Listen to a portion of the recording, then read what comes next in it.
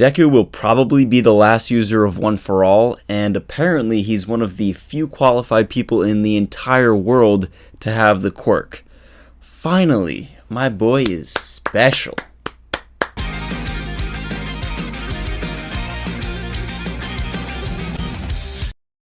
What's up, it's Truth Hero, and welcome back to another My Hero Academia chapter review. So Boku no Hero Academia chapter 304 of the manga.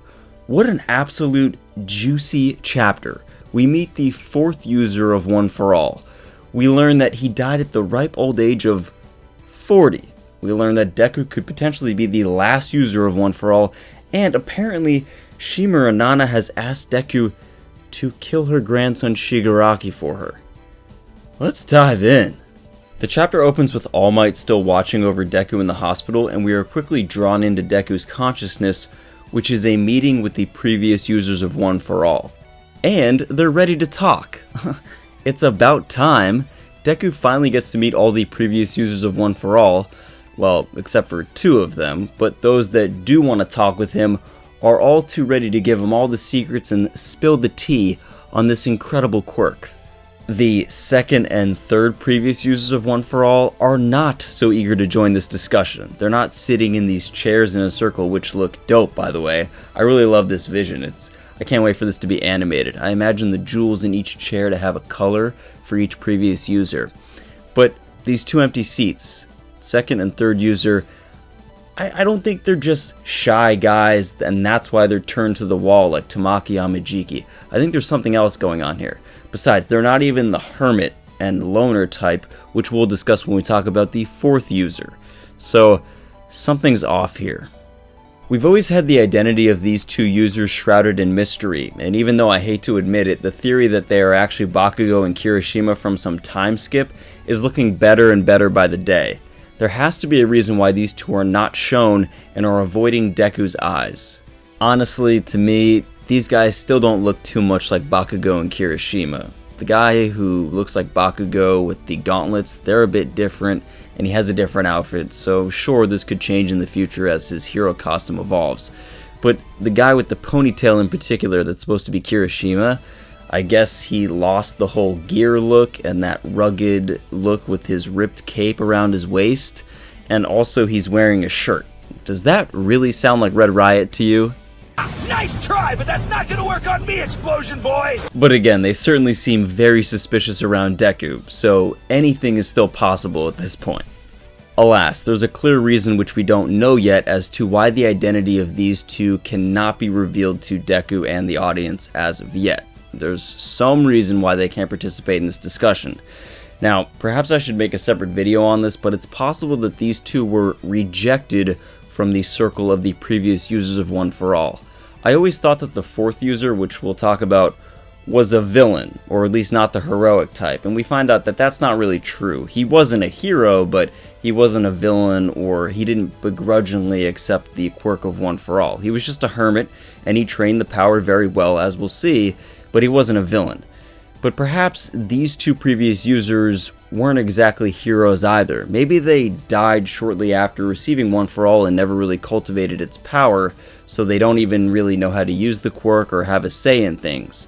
Or maybe they weren't really heroes. Maybe there's something darker about them. Now, I don't know, and I can't imagine that being killed by All For One's servants immediately after receiving One For All and not having a chance to really cultivate a lot of power would be grounds for rejection in this group. I mean, times were tough. Even the hermit guy had to hide from All For One in the forest. So, I think there's something more nefarious or suspicious about the second and third user of One For All. And what's interesting is one of them, the second user at least, was the first person to receive it from the original user of One For All. He was the first person to receive a quirk that was powered up by someone and cultivated by someone, at least for a little bit. So you'd think that at least he would be partaking in these discussions because he has some valuable insight into how the quirk works firsthand. So maybe they really are Bakugo and Kirishima, or maybe they really are related to Deku somehow. But what do you guys think? Who are the second and third users of One For All, and why are they unable to talk to Deku here? Let me know your theories down below in the comments, and maybe I'll make a video on the best one. Because the power of One For All has been growing rapidly over the past few months within Deku due to his training and this last battle, the previous users are now able to communicate with him more effectively, and of course, they need to talk. We then meet the fourth user of One For All, the hermit in the woods himself, Shinomori Hogake, whose quirk is Danger Sense, which Deku actually felt in the last battle.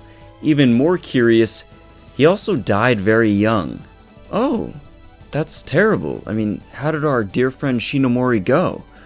Did he get killed by a villain or one of All For One's servants? Perhaps he had a chronic condition, or was there a freak accident? No, apparently he died of old age at 40 years old. The quirk One For All eventually just broke his body. One For All consumes and burns away the user's life force. Think of it as how Dabi's quirk physically burns his body when he overuses it. Although this is not an instance of having a frail constitution. Shinomori's body was fine, and if this was the case, then All Might's body would have failed him years ago. Apparently, if you have a quirk from birth and you inherit One For All, that's the problem. And All Might, and by proxy Deku, because of this, are absolutely fine with the quirk, other than some broken bones on Deku's part. Because All Might and Deku are both quirkless and their bodies aren't already semi-full of power, they have no problem handling and holding One For All for a long time, other than individual training, whereas all the previous users were in a sense overloaded from having essentially two quirks. Let's break this all down because this actually has a lot of implications not just for the One For All quirk and the previous users, but some other theories we've had about Deku and in My Hero Academia. Number 1, Deku is the perfect vessel for One For All. I'm actually scared because looking back, anyone else could have gotten this quirk from All Might and they would have been in big trouble at this point in the story. So Deku is perfect for this role. I'm thankful that he got this quirk. I'm thankful that he's the one that has it so his life force isn't being drained and his body only has one quirk. And no one else has to suffer the same fate as Shinomori because that's horrible. But hey, Deku is finally special and no one else can take this away from him.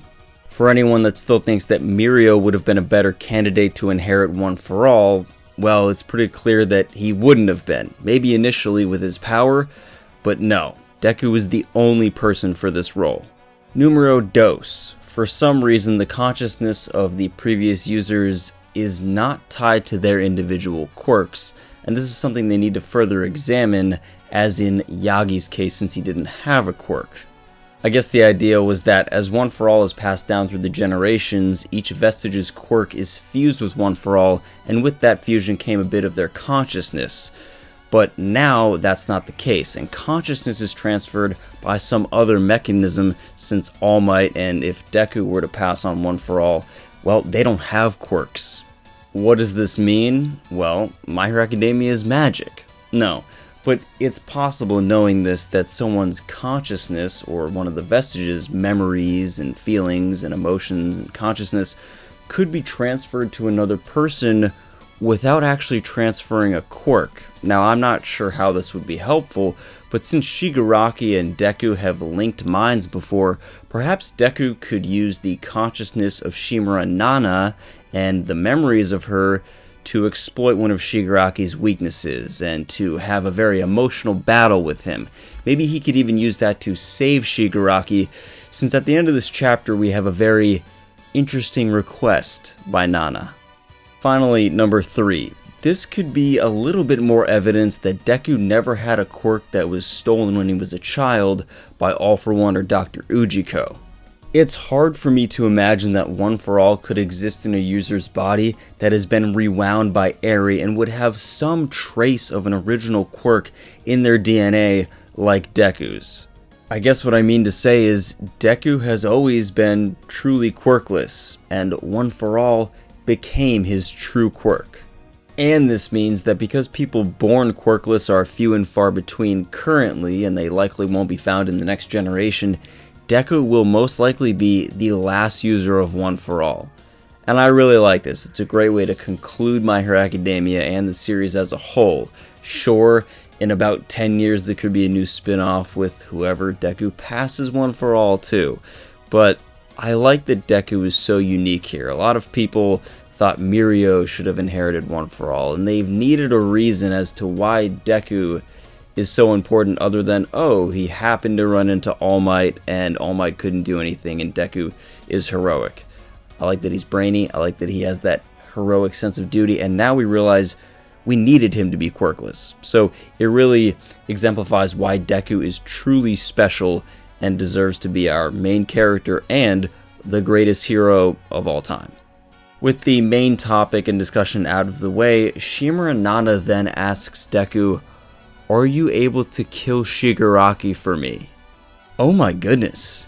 Would she not be able to do it? Would she hesitate?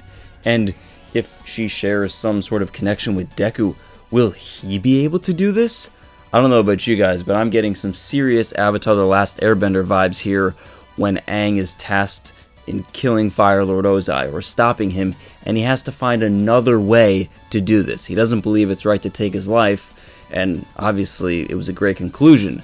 So could Deku actually find a way to stop Shigaraki without killing him? Because I'm sure that would make Shimura Nana at least a bit proud and at least a little more hopeful about her family.